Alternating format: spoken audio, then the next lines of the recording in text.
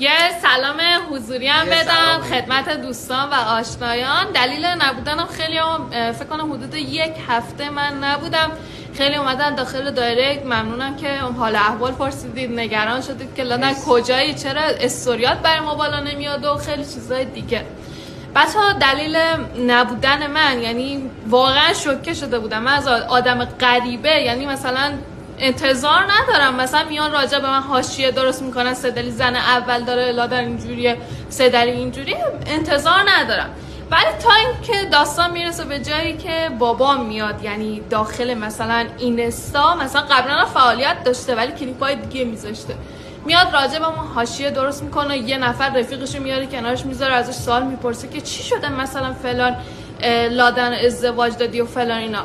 بعد خواستم بگم که واقعا من همچین بابایی تو عمرم ندیدم.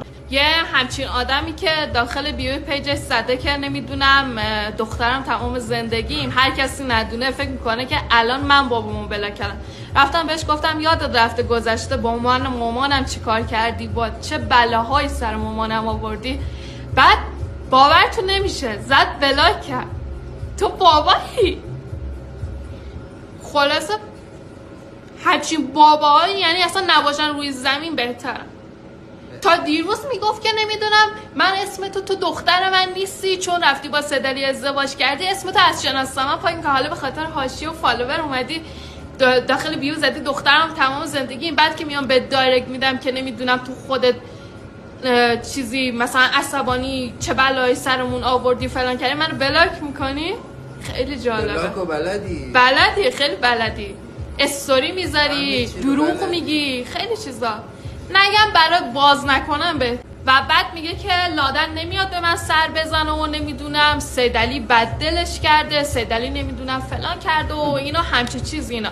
اتفاقا من اگه از کسی خوشم نیاد من به سیدلی میگم دیگه رفت آمد تو، حتی بخواد نزدیکترین آدمش باشه، میگم رفت آمد تو دروه. خب بابای من یه آدم دروه، یه جوری بود که میرفتی خونهش مثلا سر یه لقمه نون سر داد میزد، نمیدونم خسیس بازی در می آورد، شما فلانی، شما الی، شما بلی، شما نمک خوردین، نمکتون شکسته. میگه ما چیکارت کردیم؟ تو که وقتی تعادل روانی نداری دیگه ما چیکارت کنیم؟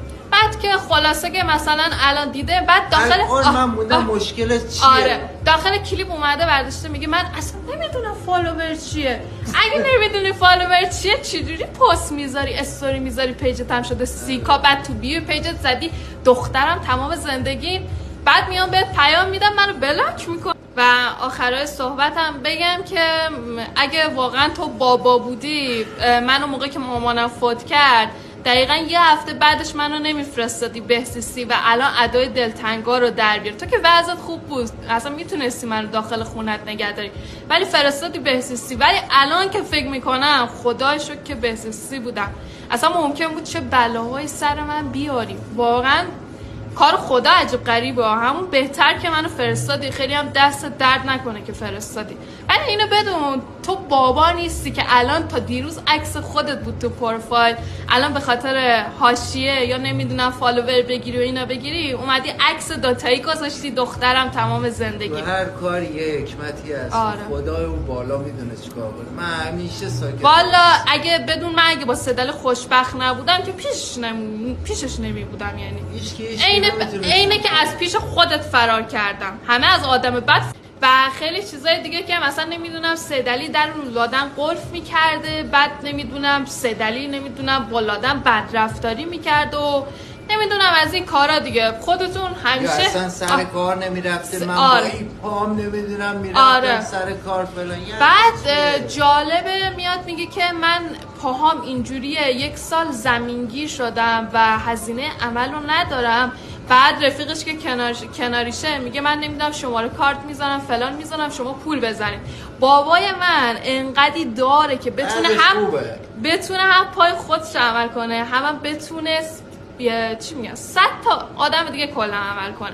میای اشکلیلی میکنی نمیدونم با چه اساسن ادای بچه‌ها در میاد، چرا پشت دخترت میبینی داره پیشرفت کرده. من خوشبختم آقا با سیدلی. اگه خدا رو شکر وضعمون خوب شده دیگه، مشکلت این بود دیگه. آره. که نمیدونم نمیتونه پول در بیاره، خدا رو شکر ما میتونیم